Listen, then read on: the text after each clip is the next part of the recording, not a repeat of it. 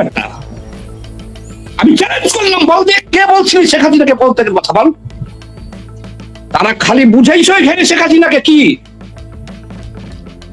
Madam, lakh lakh সারা দেশে লক্ষ লক্ষ জনতা এটা বলতেছে কয়েক তারিখে, 4 তারিখে রওনা হয়ে গেছে, 6 তারিখে কি হবে আপনি ম্যাডাম, আপনি এখান থেকে আপনাকে স্থান, কথা ভাঙা ভাঙা কথাই বলছে, ক্লিয়ার বলতে পারেন, আপনার স্থান ত্যাগ করতে হবে।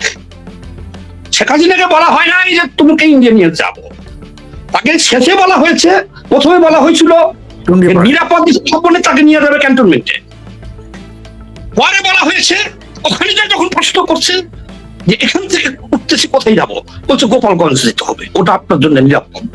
শেখ হাসিনাকে পদত্যাগ করতে বলার মতো কোনো দুঃসাহস কোনো সেনাবাহিনীর সদস্য ওখানে দেখাতে পারে নাই যে ম্যাডাম বা আপা আপনি পদত্যাগ করেন। এই কথা বলার আগেই অনেকেই তার ডিপ স্টেটের সাথে বৈঠক করছে রাত্রে, কিন্তু হাসিনার সামনে পর্যন্ত যে দেখে তাদের কাপড় ভিজে গেছে নিচে, এই সেনাপ্রধান সহ যারা গেছিল ওখানে। তার কারণটা আমি বলতেছি, মতি সাংবাদিকদের কাজই হলো তারা কিভাবে সারা বিশ্বে ভাইরাল হবে বা একটা এমন একটা আজগুবি নিউজ সামনে আনতে পারবে। মতি ভাই তো এটা নতুন বলে নাই, উনি আগেই বলছে, যে প্রেসিডেন্টের সাক্ষাতের পরেই বলছিল, আজকে নতুন বলছে যে ভ্যানিটি ব্যাগ করে নিয়ে গেছে। এই জন্য একজন দর্শক বলছে যে উনি মনে হয় ওখানে ছিল। আসল ঘটনাটা আমি আপনাকে বলি, দেখেন বঙ্গবন্ধু মোহাম্মদ আলীকে 1 সপ্তাহ ট্রেনিং করাইছিল, বিদেশ থেকে প্রথম মেহমান আসবে মানে ভিআইপি আইব, বঙ্গবন্ধু রিসিভ করতে যাবে, তাহলে সে প্রধানমন্ত্রী ছিল আর প্রেসিডেন্ট ছিল তখন মোহাম্মদুল্লাহ। বলছে তুই কিন্তু আমার চেয়ে সম্মানে বড়, 1 সপ্তাহ ট্রেনিং করে এয়ারপোর্টে নিচ্ছে ওই দিন। ওকে বলা হয়েছে সে আগে থাকবে, বঙ্গবন্ধু পিছিয়ে থাকবে। ওখানে যে আছে কোনোভাবেই বঙ্গবন্ধুর সামনে যাইতে পারে নাই। পরে এসে বঙ্গবন্ধু ধমক দিছে, তুই আমার হুকুম অমান্য করলি, ওখানে যে কাম করলি, আমার বেইজ্জতি করলি, দরকার হলে আরে আপনি বাদ দিয়ে দেন, আমি পারি নাই। বঙ্গবন্ধুর ব্যক্তিত্বর কাছে এবং মোহাম্মদুল্লাহ উনি বাংলার প্রেসিডেন্ট হয়ে গেছে, এটা বঙ্গবন্ধু ওনাকে বানাইছে, এটা ওনার কাছে একটা স্বপ্ন। আচ্ছা, সেই ব্যক্তির কাছে উনি যে এত আর আসল রোলটা প্লে করতে পারে নাই, এই কারণে সে যে আমি মোহাম্মদুল্লাহ আমাকে বানিয়েছে প্রেসিডেন্ট, আমার কয় ওনার সামনে থাকতে, এটা কেমনি হয়?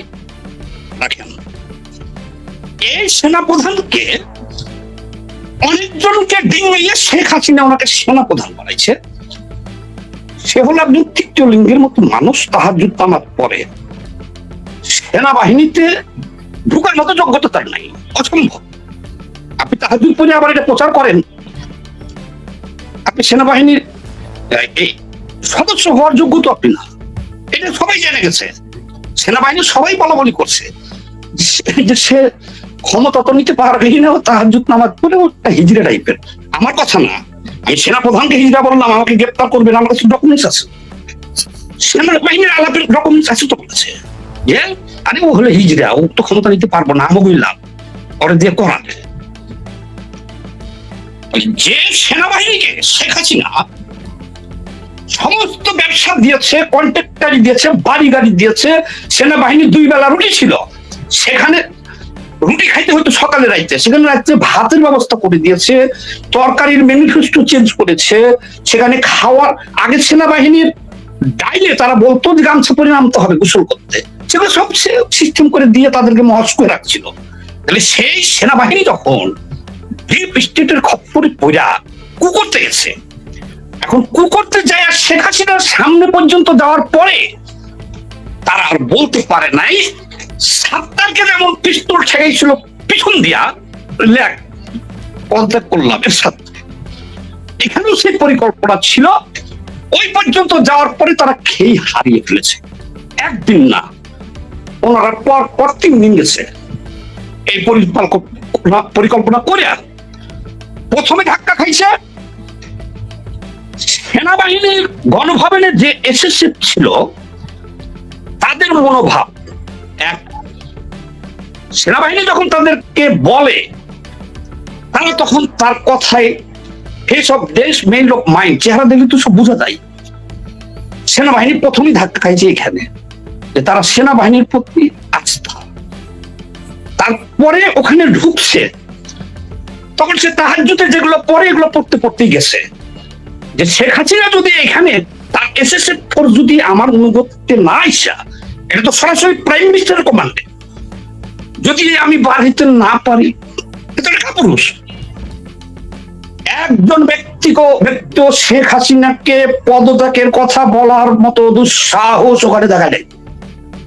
এটি ছিল সেনাবাহিনীর পালাকুত্তা, আর সেনাবাহিনীর যোগ্য না। তাদেরকে বাড়ি গাড়ি টাকা পয়সা কন্ট্রাক্টারি এবং অনেককে ডিঙ্গিয়া এই বড় বড় পেশাতে সেনাবাহিনী রাখছে, তাহলে সেই শেখ হাসিনার সামনে যে কিভাবে বলে ম্যাডাম আপনি পদত্যাগ করেন, আর সেনাবাহিনী যদি বলে পদত্যাগ করেন, অস্ত্রটা যদি উঁচা করে,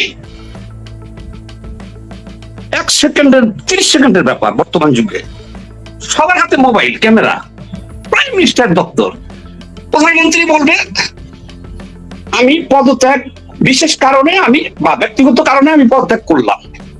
কিন্তু এই ধরনের পদত্যাগ তো শেখ হাসিনার লেখার সুযোগ থাকে না, এটা লিখে নিয়ে যাওয়া হয়, যে বলা হয় ম্যাডাম এটা সই করেন, রাইট, ভিডিওর সামনে সই করবে, রাইট, চলে যাবে। এখন কাহিনী গুছাইছে কি, 3 পাতার পত্র উনি লিখেছেন, এবং এখন আবার বলছেন, আগে বলছেন নাই প্রেসিডেন্ট, আরে বেটা আমি চ্যালেঞ্জ করলাম, বলতে কে বলছিল শেখ হাসিনাকে পদত্যাগের কথা বল। তারা খালি বুঝাইছে এখানে শেখ হাসিনাকে কি, ম্যাডাম লক্ষ লক্ষ সারা দেশে লক্ষ লক্ষ জনতা এটা বলতেছে কয় তারিখে, 4 তারিখে রওনা হয়ে গেছে, 6 তারিখে কি হবে। আপনি ম্যাডাম আপনি এখান থেকে আপনাকে স্থান, কথা ভাঙা ভাঙা কথাই বলছে, ক্লিয়ার বলতে পারেন, আপনার স্থান ত্যাগ করতে হবে। শেখ হাসিনাকে বলা হয় না এই যে তোমাকে ইন্ডিয়া নিয়ে যাব, তাকে শেষে বলা হয়েছে, প্রথমে বলা হয়েছিল নিরাপদ স্থাপনে তাকে নিয়ে যাবে ক্যান্টনমেন্টে, পরে বলা হয়েছে ওখানে যে যখন প্রশ্ন করছে যে এখান থেকে উঠতেছি কোথায় যাবো, বলছে গোপালগঞ্জ যেতে হবে, ওটা আপনার জন্য নিরাপদ, কারণ ভাঙচুর শুরু হয়ে গেছে গণভবনে, এবং শেখ হাসিনাকে দেখাইছে এগুলো, এই দেখেন অলরেডি ভাঙচুর শুরু হয়ে গেছে, আপনার আইসা পড়ছে কাছাকাছি, গোপালগঞ্জ নিরাপদ আপনার জন্য, আমরা আছি। তাকে তো ব্ল্যাকমেইলিং করে ভারতে নিয়ে যাওয়া হয়েছে। শেখ হাসিনা ওইখানে এই সেনাপ্রধানকে এমন ধমক দিয়েছিল, এই সেনাপ্রধান যতদিন বাইচে থাকবে প্রতিদিন রাইতে একবার করে ঘুম ভাঙবে তার, 2টা কারণে। যে আমাকে সে সেনাপ্রধান বানিয়েছিল দয়া করে, 1, আর আমি যে কাজ করলাম ভবিষ্যৎ লাইফ বা আমার ভবিষ্যৎ বংশধর কি হবে, প্রতিদিন রাইতে তার একবার করে ঘুম ভাঙবে। এই সেনাপ্রধানের ধমক দিয়ে বলছিল তুমি যদি আমার নিরাপত্তা দিতে না পারো, আমার এসএসএফ ফোর্স আছে, তাদের ওভারটেক করে আমাকে যে হত্যা করতে পারবে আমি এখানে মারা যাবো। তখন ওখান থেকে সবাই বেরিয়ে যায়, বেরিয়ে যে একটা প্রাসাদ ষড়যন্ত্র, তাদের যারা গুরু আছে তারা তার দুর্বল জায়গায় হিট করে, সেক্ষেত্রে বের করে দিয়েছে সবকে যাও, এবং এটাও বলেছিল সেনাপ্রধানকে এগুলো সব সামনে আসবে। শেখ হাসিনার সাথে মতি ভাই কথা বলে কিনা জানি না, কিন্তু আমি যে বলি না এটা তো আপনাকে আমি বলি নাই যে আমাদের কথা হয় না, এটা তো বলি নাই, আমরা রাজনীতি করি না, সাক্ষাতে বলে মতি ভাই আমাদের কাছ থেকে সংবাদ নাই। সেনাপ্রধানকে বলে দিয়েছিলেন তার অনুমতি ছাড়া সে যেন গণভবনে না ঢুকে, এবং গেটে বলে দেওয়া হয়েছিল অলরেডি, নট অ্যালাউ সেনাপ্রধান। 3 তারিখে কথা বলছেন আপনাকে, ওখানে তারা হাফসুল খাইয়া জয়ের কাছে ফোন দিছে, রিহানার কাছে ফোন দিছে, সাইমাকে বলছে, সেনাপ্রধান আর সাইমা পুতুল তার মেয়ে একমাত্র, তার ছেলে এক না, তো তারা তো বহু দূরে আছে, বাস্তবতা বুঝতেছেন না। তাদের কিছু বলা হয়েছে যে তোমার আম্মাকে বুঝাও, কোনো উপায় নাই, সময়ও নাই, চারিদিক থেকে স্রোতের মতন আসতেছে, মেরে ফেলবে আমাকে। তারা কান্দাকাটি করে বলার কারণে তারপর শেখ হাসিনা গণভবন ছাইরা গোপাল মানে ক্যান্টনমেন্টের সুরক্ষিত জায়গায় প্রথম বলছে এবং দ্বিতীয় স্টাফে বলছে তাকে গোপালগঞ্জ দিবে। তাহলে এখানে পদত্যাগপত্র করলেন কোথায়? এবং শেষ মুহূর্তে সেনাপ্রধান তো যাইতে পারেন না, ওখানে নিষিদ্ধ করে দিয়েছিলেন। তাকে ফোন করেছে জয়, তাকে ফোন করে বলেছে পুতুল, তাকে রেহানা আপা শেষে কাঁদছে যে আপা আমাদের বংশের কেউ নাই, এবং সেনাবাহিনী যেহেতু বলতেছে তুমি আপাতত একটু যুদ্ধের কৌশল হিসেবে হলেও আমরা এখান থেকে সরে যাই।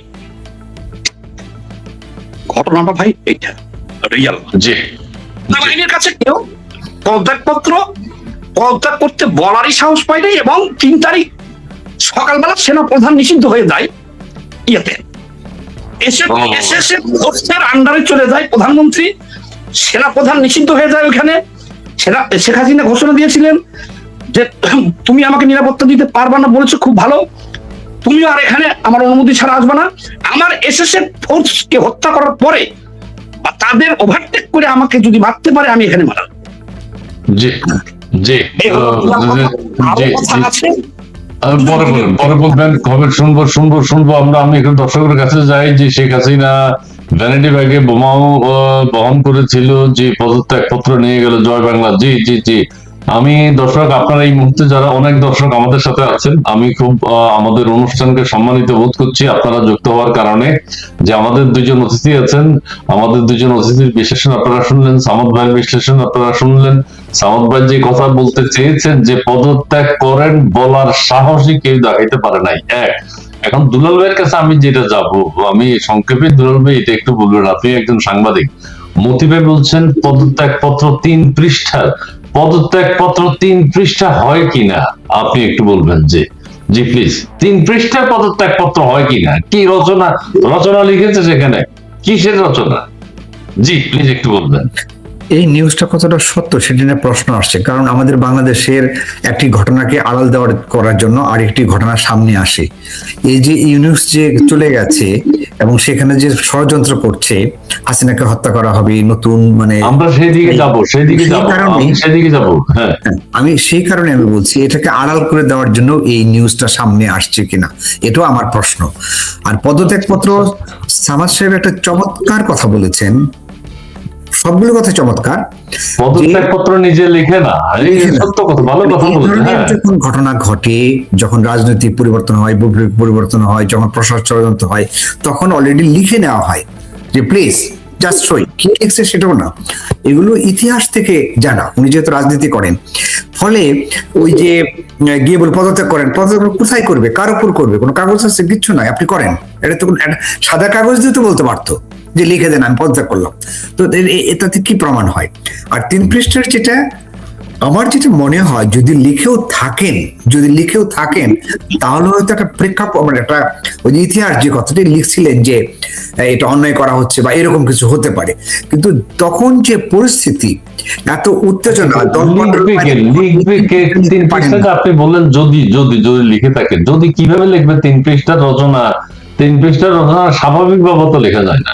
জি বলুন। সেই কথাই আমি বলছি যে দেশের যে পরিস্থিতি ওই সময়, নিজের দলের মধ্যে, সেনাবাহিনীর মধ্যে বিরোধী দল, জামাত, ছাত্র মানে হত্যা করছে জঙ্গিরা, এসব ঘটনার মধ্যে আমরা যখন কবিতা লিখি একটা সুস্থ পরিবেশ না হলে লিখতে পারি না।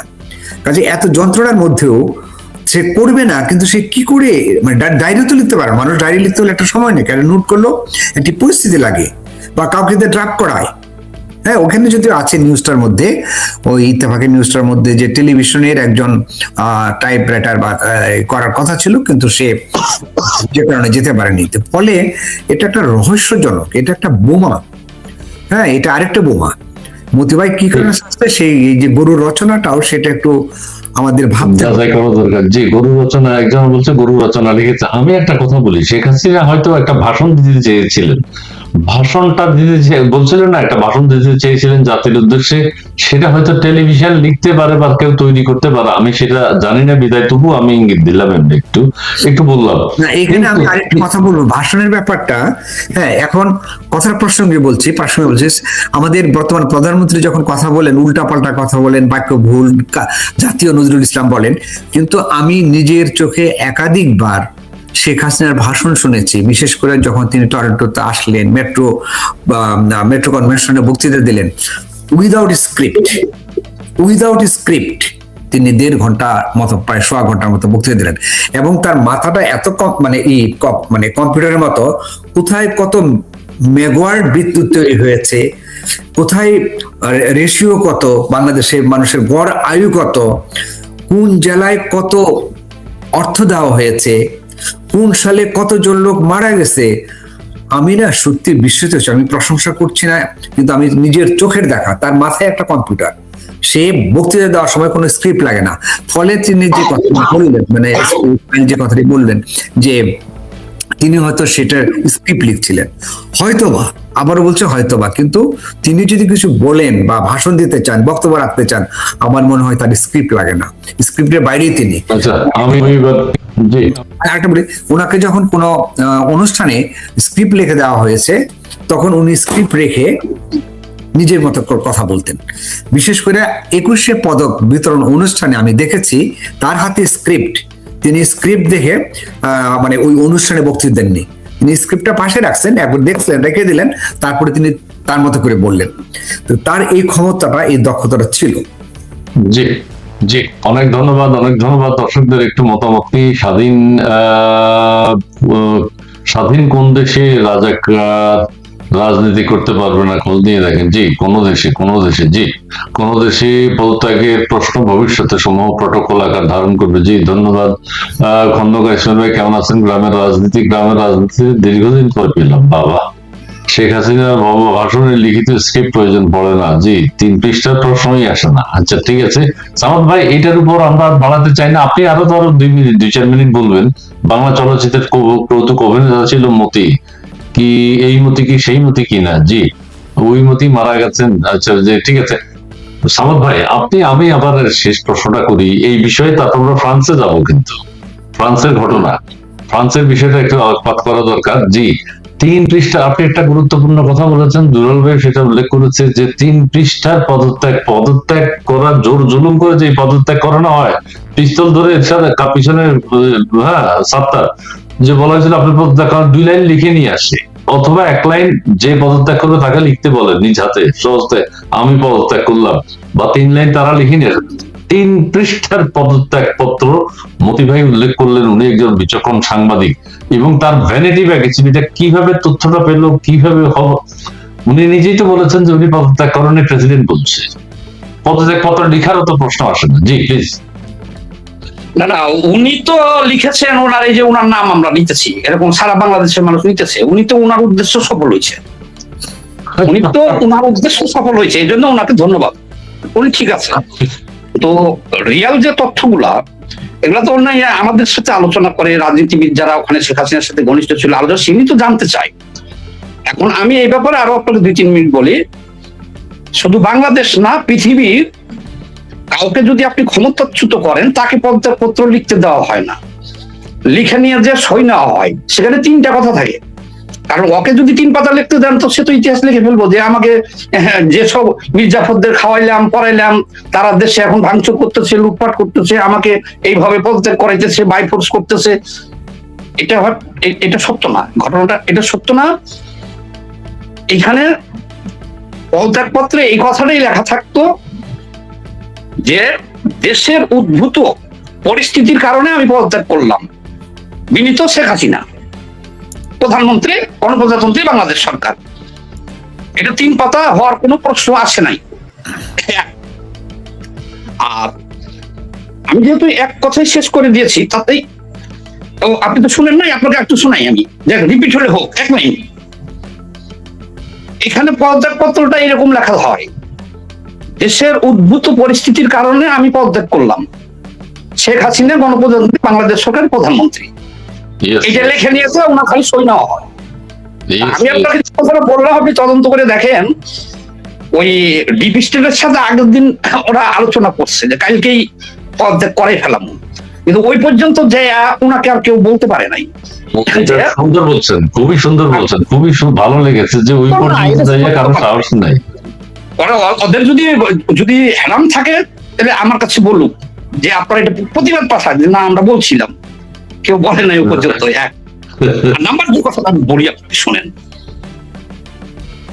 বাংলাদেশে আওয়ামী লীগের বিরুদ্ধে বর্তমান পরিস্থিতি, ভবিষ্যৎ 50 বছর 20 বছর পরের কথা বলছি না, 20 বছরের মধ্যে এদেশে কোন গণঅভ্যুত্থান হবে না। বিএনপির বিরুদ্ধে কোন গণঅভ্যুত্থান করে তাকে দেশ থেকে বিতাড়িত করে দিতে পারবেন না, আপনি হবে না। এদেশে 6 কোটি আওয়ামী লীগার আছে। বাংলাদেশে একটা এখন ওই 7, 6 to 8 to 9 to 10 to সব ছাড়াইয়া একটাই কথা বলি, বাংলাদেশে একটা কু হয়েছে, সেনাবাহিনীর কু হয়েছে। কুটা একটু ঘুরে করা হয়েছে। ঘুরে কি করা হয়েছে বলি আপনাকে, যে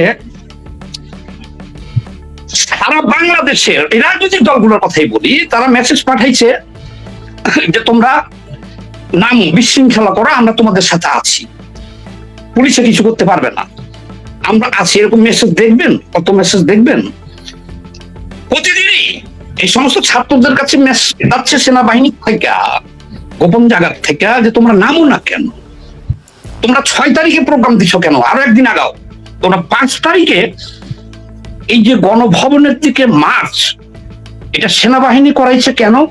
শেখ হাসিনাকে তো রাজি করাইতে পারতেছে না পদত্যাগের জন্য, কারণ তো অনেক লোক দেখাইতে হবে, সাহসী পাইতেছে না পদত্যাগ করার কথা বলতে।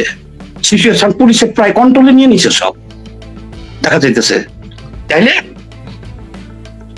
এই যে দেখেন সেনাবাহিনীর থেকে আন্দোলনকারীদেরকে বলতেছে তোমরা রাস্তায় নামো, কর্মসূচি ঠিক করে দিতে 6 তারিখ না, তোমরা 5 তারিখে করো, এখানে তোমরা গণভবন ঘেরাও কর্মসূচিটা দাও। এসব কর্মসূচিটা আসছে সেনাবাহিনীর থেকে। আচ্ছা বলেন তো, একটা দেশের প্রাইম মিনিস্টার সিচুয়েশন করে জোর করে তাকে পাঠানো হয়েছিল, তো বললাম, কারণ ওনাদের ভাষায় পালিয়ে গেল দেশ ছেড়ে, আওয়ামী লীগের মতন দল 6 কোটি সদস্য, যিনি 15.5 বছর দেশ চালাইছে, তো শব্দ করতে পারে নাই, এতগুলো রাজনৈতিক দল প্রায় নিশ্চিহ্ন। উনি 36 দিনের আন্দোলনে দেশ ছেড়ে পালিয়ে গেল। বললাম জনগণ এত আন্দোলন করছে আর একটা গণঅভ্যুত্থান করছে, কয়জন সেনাবাহিনী মারা গেছে? এই গণভবন লুট করলো জনগণ, কয়জন সেনাবাহিনী মারা গেছে ওখানে? এরা হলো গাদ্দার, এরা হলো মির্জাফর, এরা হলো বেঈমান, এরা কু করছে। রাষ্ট্রীয় সম্পদ, প্রধানমন্ত্রীর কার্যালয় যেভাবে লুট করাইছে, দাঁড়াইছে কে? সেনাবাহিনী। তাদের প্রত্যেককে বিচারের আওতায় বাংলাদেশে আসতে হবে। শেখ হাসিনা বাদ। গণভবন এটা একটা হেরিটেজ স্থান, এটা প্রাইম মিনিস্টারের কার্যালয় বাংলাদেশের, সেটা তোমাদের দায়িত্ব ছিল রক্ষা করা। তোমরা কয়জন জীবন দেওয়ার পরে এটা লুট হইলো? ব্যাপারটা বুঝেন নাকি? রাগ করলা তো সারা দেশ থেকে মানুষের ডেকে এনে লুট করাইলা, পাশে দাঁড়ায় থেকে কয়জন জীবন দিছ? একটা ফাঁকা গুলি সেনাবাহিনী করলে আন্দোলনকারী আমরা, একটা ফাঁকা ফায়ার যদি করতো একটা, আর বলে দিত মাইক দিয়া রাষ্ট্রীয় সম্পদের ধারে আসবা না। কোন বাপের বেটা ছিল? তারা 16 বছর কোথায় ছিল বাংলাদেশে? কোথায় আন্দোলনে কোথায় ছিল? কি বালছিল ছিল? শেখ হাসিনা তোমরা সরাইলা, তোমরা গণভবনটা এইভাবে লুট করে সারা বিশ্বের মধ্যে আমরা বেইজ্জতি হয়ে গেলাম। রাষ্ট্রীয় সম্পদ রক্ষা করতে পারলাম না, ওটা রক্ষা করার শপথ দিছ, দেশ রক্ষা। তাহলে এইটা প্রধানমন্ত্রীর রাষ্ট্রীয় সম্পদ। ভাই কথা বললে এগুলোর উত্তর তারা দিতে পারবে না, গায়ের জোরে জেলে নিতে পারে, অনেক কথা আমাদের বলতে পারে। রিয়েল ফ্যাক্ট গুলো তো আমরা জানি, যে সেনাবাহিনী মাইক দিয়ে একবার যদি বলতো শেখ হাসিনা চলে গেছে, তোমরা এদিকে আর ঢুকো না কেউ, রাইট? এই হলো 1 নম্বর কথা। আর 2 নম্বর কথা, দেশের একজন প্রাইম মিনিস্টারকে ধাওয়া দিয়ে জনগণ তারাই নিয়েছে দেশ থেকে, যে ওটা লুটপাট করতেছে। সেনা প্রধান কার বাল ছিটছে? কয়জন সেনাবাহিনী জীবন দিচ্ছে? তাদের কাজটা কি? তাদের কাজ তো এটা রক্ষা করা। তাদের দায়িত্ব এটা রাষ্ট্র রক্ষা করে না, জানমাল দায়িত্ব দিচ্ছেও তো শেখ হাসিনা, রক্ষা করে না। তো তারা কি করছে? হ্যাঁ, এবার আসেন, ঠিক আছে, তারা যেটা করছে এটা জায়েজ আছে তাদের ভাষায়। বলেন করেছিল ওটাও জায়েজ আছে, লুটপাট করেছে এটাও জায়েজ আছে, সেনা এটি সব জায়েজ আছে। কিভাবে বললাম আমি, বুঝছেন? কেউ সেনাপ্রধান যদি রাষ্ট্র ক্ষমতা দখল করে বন্দুক নল দিয়া, তাইলে এইটাকে আপনি কি বলবেন? এটা আইনে জায়েজ নাই, তার ক্ষমতা আছে, সে করছে, এটা জায়েজ মনে করছে। এটা একটা সামরিক গুনাহ। বাংলার কোথায় আন্দোলন হয়েছে? কে আন্দোলন করছে? তাহলে এক কাজ করুক না কেন, এই যে কয়েকজন বৈষম্য বিরোধী ছাত্র, এদেরকে তো আমেরিকা ডোনাল্ড ট্রাম্প নিয়ে যাক, ইরানে এত বোমা এত গুলি মারিয়া ওই দেশের বিরুদ্ধে এরকম ভাবে যুদ্ধ রেজিম চেঞ্জ করতে দরকার কি? এই ছাত্র কজনকে এই যে মেট্রিকুলার দুজনে ইউনিভার্সিটি দায়িত্ব দিয়ে দিতে হয়ে যায় ডোনাল্ড ট্রাম্পের। এত সহজ? তাহলে আমি বলি, আমার পার্টির 23টা জেলা কমিটি আছে, 180টা থানা কমিটি আছে।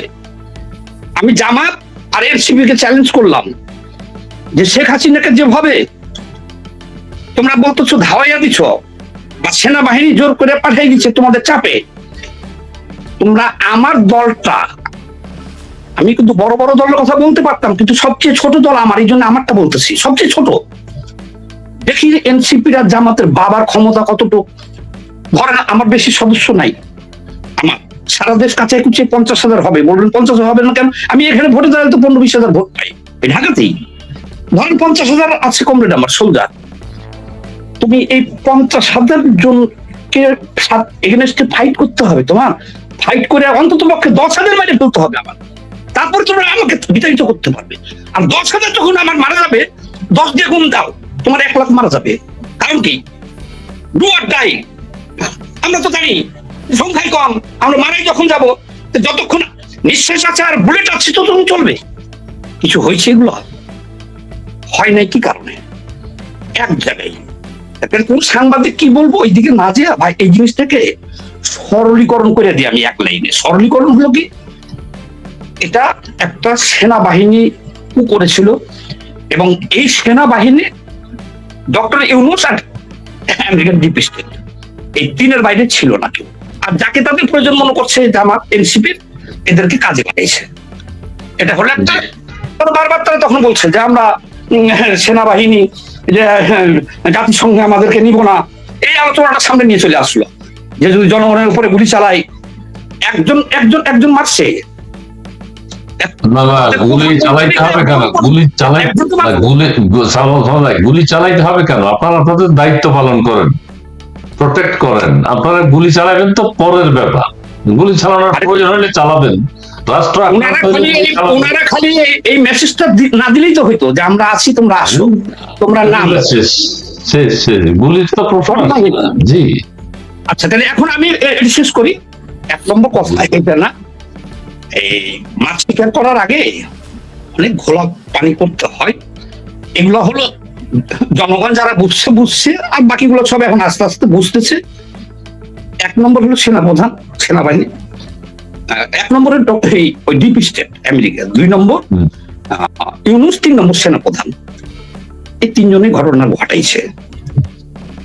সেনাপ্রধান ম্যানেজ ছাড়া, সেনাবাহিনী ম্যানেজ ছাড়া একটা দেশের সরকারকে এভাবে সরাই দেওয়া সম্ভব নয়। 1। আর নাম্বার 2, শেখ হাসিনা পদত্যাগ করে নাই।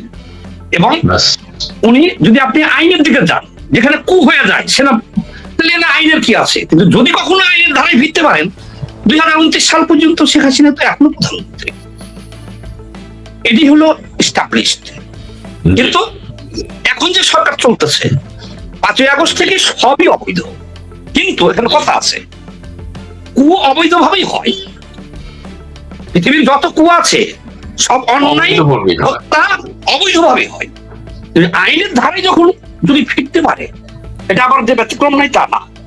যদি পরিবেশ পরিস্থিতির কারণে, যেমন শেখ হাসিনা এখন জাতিসংঘকে চ্যালেঞ্জ করছে, জাতিসংঘকে চ্যালেঞ্জ করে দিয়েছে কেন?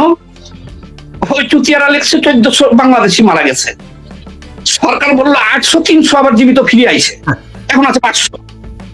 500 জন একটা দেশে মারা গেছে, তুমি 1400 জাতিসংঘ এত দায়িত্বহীন ভাবে একটা দেশের বিরুদ্ধে তুমি তো বিশ্বে প্রচার করতে পারো না। তুমি এটা এদের যে চ্যালেঞ্জটা করছে শেখ হাসিনা, উনি তো সারা বিশ্বে প্রশংসিত হইতেছে।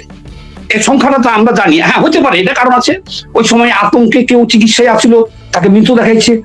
এই যে 800 মধ্যে বলতেছি আমি, 1400 তো বা সরকার যে 800 দেখাইছিল, তার মধ্যে কেউ আহত ছিল, কেউ পলায়া ছিল, কেউ আবার মৃত সাইজা কবরে থাকতো রাইতে, দিনে রাইতে বাইরে আসতো প্রস্তুতি নেওয়ার জন্য।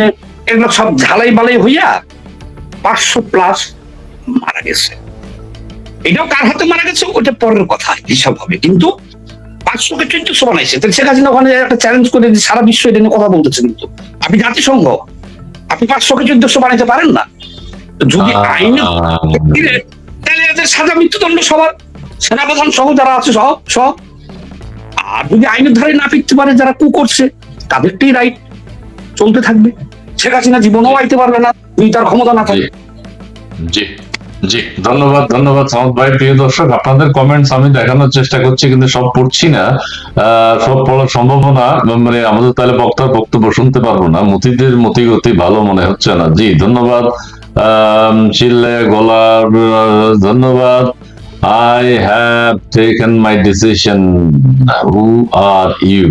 কাকে বললেন? জানি না। ঠিক আছে, আচ্ছা ঠিক আছে, কমেন্টস গুলো আমি শুনতে দেখাবো। প্রিয় দর্শক, আমরা মূল্যবান আলোচনা শুনতে চাই। দুলাল ভাই, এখন আমি যেটা বলবো যে প্রথমে মিথ্যা কথা বলছে সেনাপ্রধান। হ্যাঁ, সেনাপ্রধান মিথ্যা কথা বলেছে, মিথ্যা কথা বলেছে। একটা সেনাপ্রধান বা সেনাবাহিনীর সদস্যরা একটা দেশের প্রধানমন্ত্রীকে কখনো বলতে পারে না আপনাকে 45 মিনিট সময় দিলাম। এটা কোনোদিন হয় না, কিন্তু বাংলাদেশে হয়েছে। দুলাল ভাই, আপনি এখন বলবেন যে মতিবের এটা নিয়ে আমরা আলোচনা করতে রাজি নয়। মতিবের যে আলোচনায় আসা, মতিবের আলোচনা এতদিন শুনি নাই। আসলে মতিবের যে আছে এটা বুঝি নাই, দেশে আছে।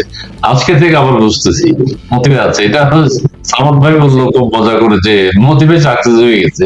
মতিবের নাম এখন সবাই নেবে, মতিউর রহমান চৌধুরী, যে ওনার নাম এখন সবাই নেবে। মাঝে মধ্যেই উনি আলোচনায় চলে আসেন এবং সেটা ব্যাপকভাবে। দুলাল ভাই, এখন আমরা একটা ফ্রান্সে যাই। আমাদের প্রফেসর ডক্টর মোহাম্মদ ইউনূস সাহেব ফ্রান্স সফর করেছেন। এইটা নিয়ে কেউ বলছে এটা নতুন কোন ষড়যন্ত্রের ইঙ্গিত কিনা, কেউ বলছে উনি চলে গেছে। চলে তো যাবেন না, কিন্তু নতুন কোন ষড়যন্ত্রের ইঙ্গিত বহন করে কিনা ফ্রান্স গভর্নর।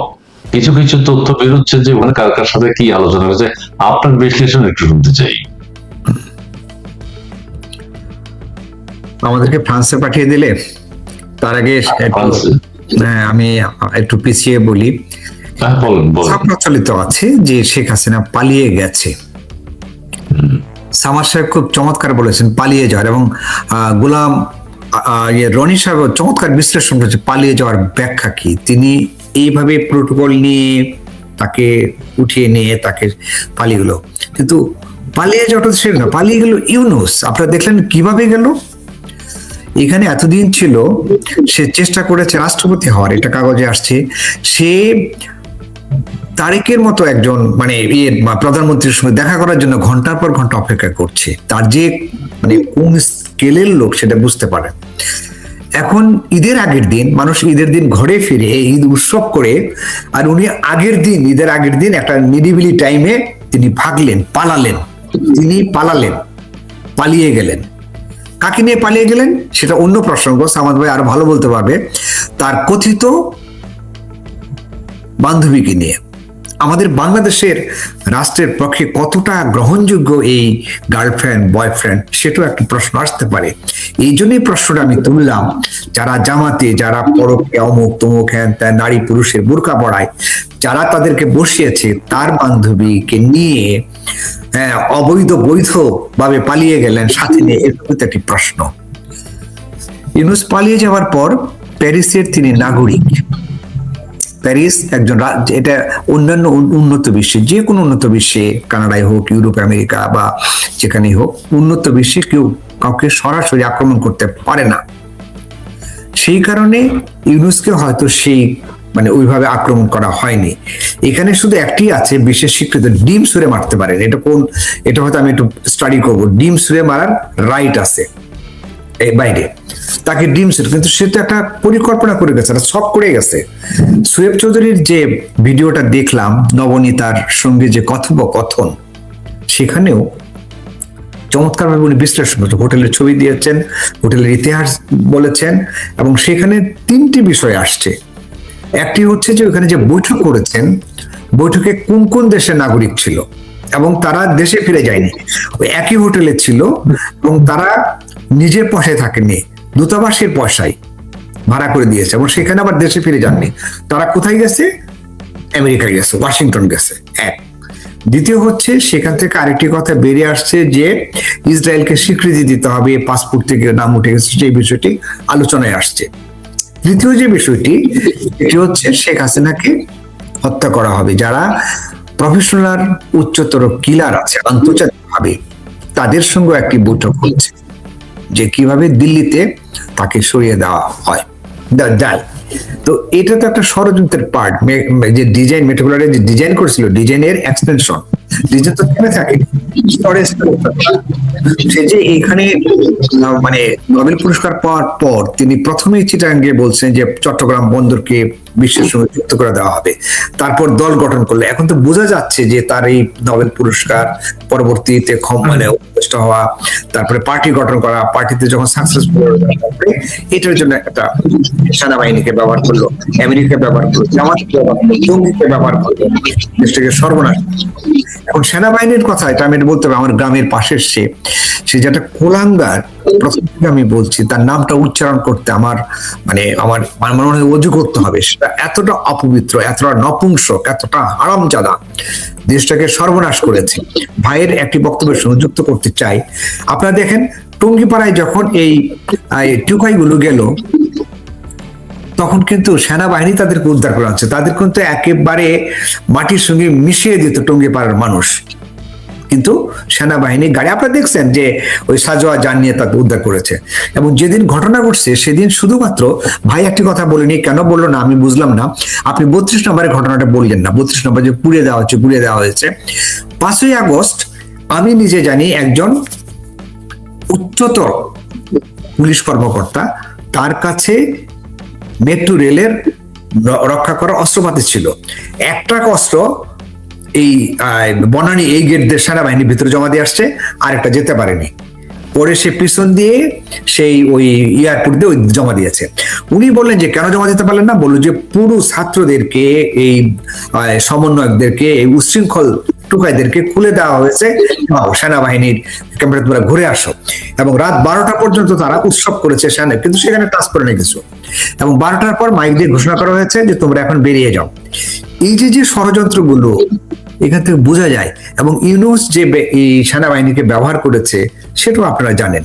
তো এখন নতুন করে প্যারিসে গিয়ে আমরা জানি প্যারিস একটি মানে ভালো দেশ, কিন্তু তারা যে এই একজন ষড়যন্ত্রকারীকে প্রশ্রয় দিচ্ছে, আমার মনে হয় এখানে আর আইনি পদক্ষেপ নেওয়া উচিত। তার যে কুকর্ম, তার যে অবৈধতা, তার যে একটা জাতিকে ধ্বংস করে দেওয়া, ষড়যন্ত্র করা, দেশকে বিক্রি করার মতো চুক্তি করা, সেগুলো নিয়ে আর উপস্থাপন করা উচিত বলে আমি মনে করি। যারা প্যারিসে আছেন তার আন্দোলন করা উচিত। যেমন আমাদের কানাডায় বঙ্গবন্ধুর খুনি নূর চৌধুরী আছে, সে কিন্তু কোথাও বের হতে পারে না, কারণ আমরা প্রতিবাদ করেছি, জুতা দেখিয়েছি, আমি লাইভ করেছি, বই লিখেছি। একইভাবে ইউনূসকেও জেলখানায় যেতে হবে। কিভাবে? 5 জন নোবেল পুরস্কার প্রাপ্ত, শান্তি পুরস্কার প্রাপ্ত জেলে আছে। আমি চাই 6 নম্বর সে হবে ইউনূস।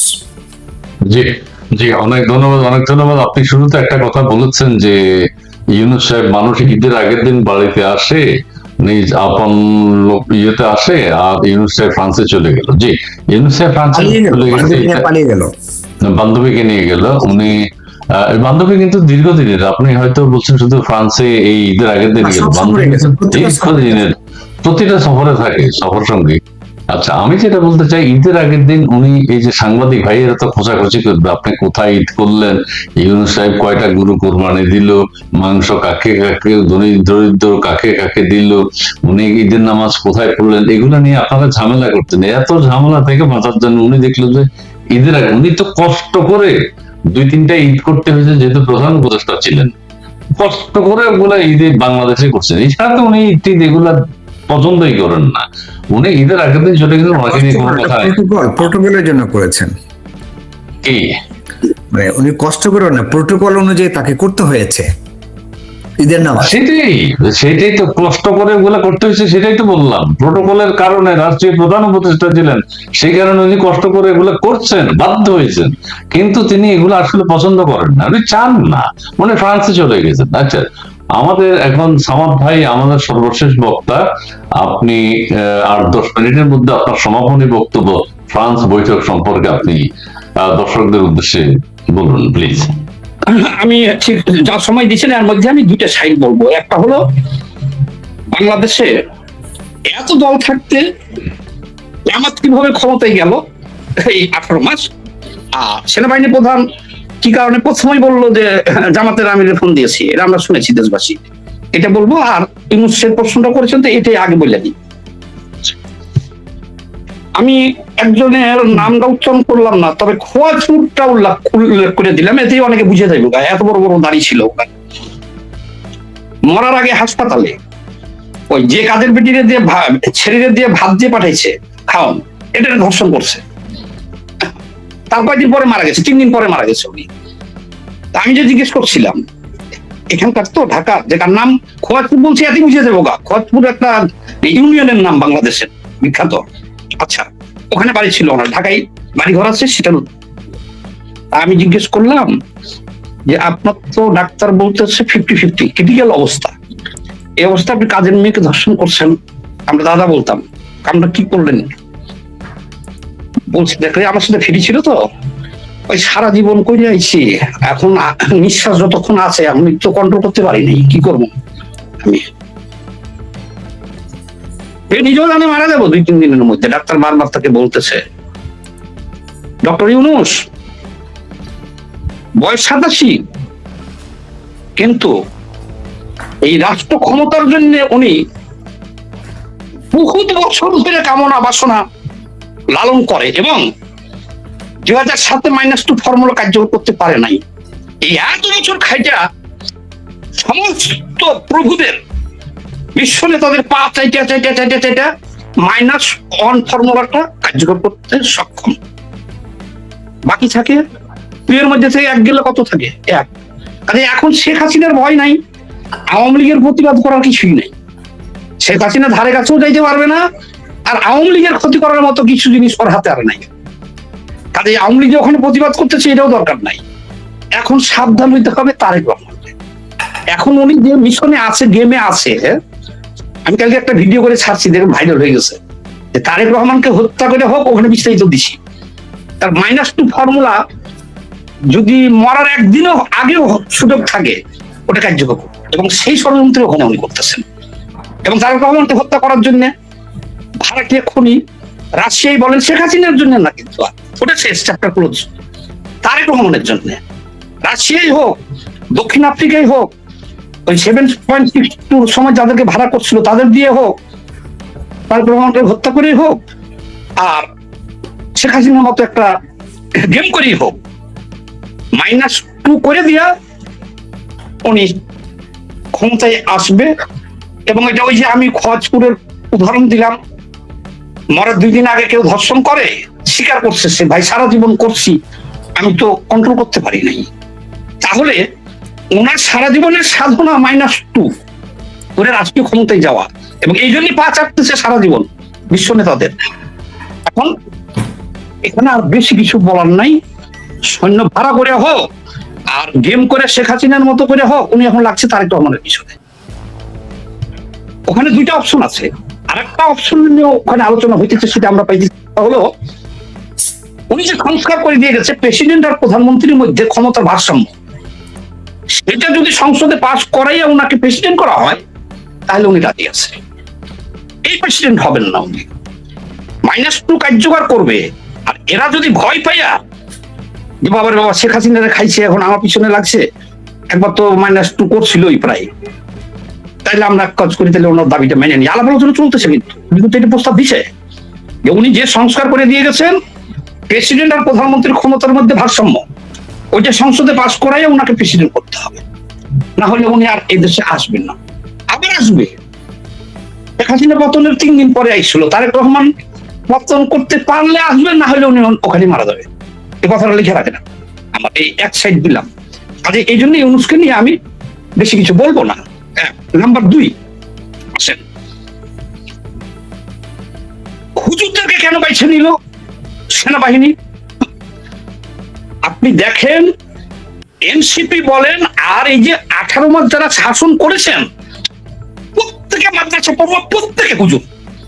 তারা স্বীকারই করে না যে বামপন্থী বা বিএনপি কেউ এই আন্দোলনে অংশগ্রহণ করছে, এবং আসলে দেখলাম তাই। যতগুলা এনসিপি নেতা আছে বৈষম্যতে ছিল আর ছিলেন, সব হুজুর, সব মাদ্রাসা পড়ুয়া। এই ভেদটা কি? এই ভেদটা হলো কি শুনেন, একমাত্র হুজুররা পতিতালয়ে যাইতে পারে না নারীর কারণে, তাদের রূপের কারণে। তারা বাসাতে পতিতালয় বানায় নাই, তারা 3টা 4টা 5টা বিয়ে করে, দাসীও রাখে 2টা। 3-4 ঘরে 3 বউ থাকে, বারান্দায় দাসী টসি থাকে। কখন কোনটার কাছে যায় ও নিজেও জানে না। একটা তো কাছে লাগছেই, ওই যে কাশ্মীর, ও ছেলেরও করেছে 5-6টা, ও করছে 5-6টা, দাসী আছে 6-7। দেখো বাপ কোনটার কাছে যায় আর ছেলে কোনটার কাছে যায়, এটা নিয়ে ও জেলেও গেছিল। এটা আর এক আলোচনাই বলবো। পতিতালয় তাকেই বলে যেখানে বহু গমন করা যায়, বহুজনের কাছে ইচ্ছা করলে যাওয়া যায়। হুজুররা তো বাসা থেকে পতিতালয় বানায় নাই। ভালোবাসা কোনোদিন 2 স্ত্রীকে দেওয়া যায় না ভাই। তারা স্ত্রীকে স্ত্রী মনে করে না, তারা পতিতাই মনে করে। 4জনকে ভালোবাসা দেওয়া যায় না। আচ্ছা, তাহলে আমি যাতে আমাকে ধর্মীয় অবমাননায় ফেলতে না পারি, এই জন্য একটা কথা ওনাদের সতর্ক করে দিই। আমি সতর্কটা হলো, সতর্ক করে দিচ্ছি, তোমরা বলবা যে এটা আল্লাহ রাসূল করছে। তুমি কি রাসূল? রাসূল আমি এখানে বলে দিই, রাসূল পাক সাল্লাল্লাহু আলাইহি সাল্লাম প্রত্যেকটা বিবাহ করেছে আল্লাহর হুকুমে, এবং অনেক বিয়ে পড়েছে জিবরাইল। তুমি শালাকে শেষ। আচ্ছা, এখন সেনাবাহিনী দেখলো যে একমাত্র হুজুররাই নিজের বাসাতেও পতিতালয় বানাইতে পারে, এদের কি দরকার? যা বলবো তাই করবো। অনেককে যোগাযোগ করেছে, ডিপিস্টের ভাই আমাদের সাথেও যোগাযোগ করেছে, ডকুমেন্টস নেবেন। ডলার ছিটানোর আগে তারা ডাইরেক্ট বলে না, আপনাকে দাওয়াত দেয় অনুষ্ঠানে, সাইডে নিয়ে দেওয়া কথা বলে, একটা ভাত টিপলে বোঝা যায় পুরাটা। আকারে ইঙ্গিতে বলতে বলতে এক পর্যায়ে বলে যে এত কষ্ট করতেছেন, এত কিছু করতেছেন, তা আপনারা একটু ক্ষমতায় আসার চেষ্টা করেন না কেন? আমরা তো আছি। এইভাবে ঘুরতে ঘুরতে ঘুরতে, এই উদাহরণটা আমি এই জন্য দিছি, একমাত্র হুজুরকেই তারা বিশ্বাস করছে, এবং তারা শতভাগ মুনাফিক। তারা যে শতভাগ বিশ্বাসঘাতক এবং মুনাফিক, তার ঠিক পাইছে। কাজে সম্পূর্ণ উল্টা দিকের লোককে। রয়ের এজেন্ট আছে জামাতের, কতজন জানেন? আমি প্রমাণ দিতে পারবো। কেন? কেউ সন্দেহ করবে না, সবাই জানবে আমি রয়ের এজেন্ট। মুখে দাঁড়িয়ে নাই, এনে শালা হিন্দু। ইসমাইল ভাই রয়ের এজেন্ট, সাইফুল ভাই রয়ের এজেন্ট, আর রয়ের এজেন্ট বসে রয়েছে, আর এটা তো ইমাম ইমাম ইমাম। এটাই তো নিয়ম দুনিয়ার। তাহলে বিএনপির মতো দল, বামপন্থীদের মতো দল, বা সুশীল সমাজ, নাগরিক সমাজ, শিক্ষিত লোক সব বাদ দিয়া যুদ্ধেরকে কাজ করছে তারা। এই বৈঠক সেনাপ্রধানের সাথে, শফিক সাহেবের সাথে হয়েছে, এই সামান্য কয়েকজন ছাত্রকে ছেড়ে দিছে রাস্তায়। ক্যান্টনমেন্ট উড়াই দিব এই কথাও সেনাবাহিনী বলেছে এদেরকে দিয়া। বুঝতে পারলাম না, আপনারা খালি মাথা ঝুলাইলে হইব না? বুঝিয়া সকালে কইবেন যে সিটা কার নাম? সেনাপ্রধান। ওই টাকলা পাকিস্তানি জাল একটা আছে না, কপালে হলুদ দিয়ে টাক নিচে, আরো ইয়ারে বলছিল বলতে এই কথাটা। আরে হাসনাত মাস্টার আর বলে নাই, ওরা আকারে নিতে বলছে, আর ও নাই বলছে যে ক্যান্টনমেন্ট এখন উড়াইয়ে দিব। এটি বলাইছে যে দেশবাসী জানুক যে বিপ্লবটা খুব শক্তিশালী এবং তাদের অনেক ক্ষমতা, আমার সেনাবাহিনী অসহায়। পেয়েছিলাম, ওরাই করছে সব, আমরা না বাবা। আমার ক্যান্টনমেন্ট তো উড়াই দিত, ওটা রাখছি না ভিডিও। তখন প্রশ্ন আসবে, ভাই কি করবো? এদের ক্যান্টনমেন্ট তো উড়াই দিত, আমরা বেঁচে গেছি, জানেন। তাহলে ইনসাইডের সাইডও কিন্তু পাইছেন যে ওকে নিয়ে আওয়ামী লীগের চিন্তা করার কোনো দরকার নাই। উনি মৃত্যুর একদিন আগে যেমন ধর্ষণ করে মারা গেছে খোয়াছু, উনি মৃত্যুর একদিন আগে হলেও -2 করেই ছাড়বো, এটা আমি চ্যালেঞ্জ করলাম বাংলাদেশে। কারণ তার আগের সেটিং সবই আছে বাংলাদেশে, এখন বাকি টুক করার জন্যই ওখানে গেছে -2। জি আর 18 মাস জি কেন এই জামাত ক্ষমতায় ছিল সেটাও কিন্তু ভাঙিয়ে দিচ্ছে আপনাদেরকে, যে এত বড় বিশ্বাসঘাতক আমরা করতে পারবো না, এই সাধারণ লোক করতে পারবে না। সবাইকে অফার দেওয়া হয়েছিল, তার মধ্যে কেউ কেউ হয়তো বিক্রি হয়েছে, কিন্তু মূল রোলটা প্লে করে দিয়েছে তারা। ধন্যবাদ। আচ্ছা, সাউন্ড ভাই, আপনার সাথে কথা মিলাইয়া আমি একটু বলতে চাই যে আপনি বলছিলেন যে রয়্যাল এজেন্ট সব জামাতের ভিতরেই, মানে বিষয়টা খুবই প্রাসঙ্গিক। আপনার কথিত আছে যে রয়্যাল এজেন্ট যদি চিনা যায়, সিআইএর এজেন্ট যদি চিনা ফেলে, তাহলে কিসের এজেন্ট? চিনবে না কেউ।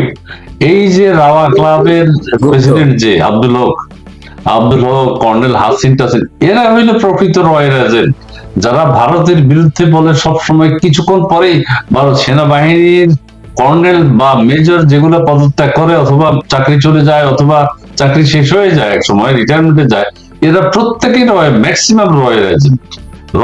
আব্দুল হক গলা ফাটাই ফেলাইতেছে ভারত, কিন্তু এরা ভারতকে উদ্বুদ্ধ করে। আমরা মনে করবো যে এরা পছন্দ করে না, ভারতকে পছন্দ করে না, এরা ভারতকে পছন্দ করে বেশি। এরা জনগণকে খেপায়, আবার এটাও চায় জনগণকে খেপাইয়া ওরা ভারতকে আকৃষ্ট করে বাংলাদেশকে আপনাদের ক্যাপচারে নিয়ে যান।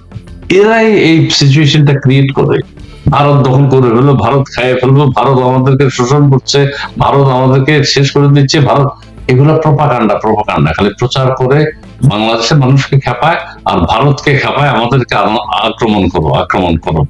যাক, ঠিক আছে, অনেক তথ্যবহুল আলোচনা বললো একজন। জি, ধন্যবাদ আপনাকে। একটু তথ্য দিব। জি জি, আমি এই কথাটা কেন বললাম, আমি ওই ভারতীয় দূতাবাসে গেছি একটা ভিসা জটিলতায়, আমার তো চীনে তো সবাই যেতে যেতে তো ভিতরে চলে গেছি। এখন যা দেখি এই দাড়ি মাথায় পাগড়ি, নামটা বলবো কিনা আপনাকে প্রাইভেটে বলবো, খাম কিন্তু তখনও ভিতরে ঢুকায় নাই, এখানেই আছে, ওনারা টাকা দেয় খামে। আমার দেখে ভূত দেখার মতো চমকে গেল, আমি মাথায় হাত দিলাম যে আমি আপনার মতোই, চিন্তা করেন না। ও আমি কেন হয়েছি এখানে গেল, ঠিক আছে, শেষ করে দিলাম। আমি জানি তাদের এজেন্ট করে না যাদেরকে জনগণ সন্দেহ করতে পারে। রয়্যাল এজেন্ট তো আমাদের ভিতরে, সেনাবাহিনী ওই যারা এখানে আমি আরেকটা কথা বললে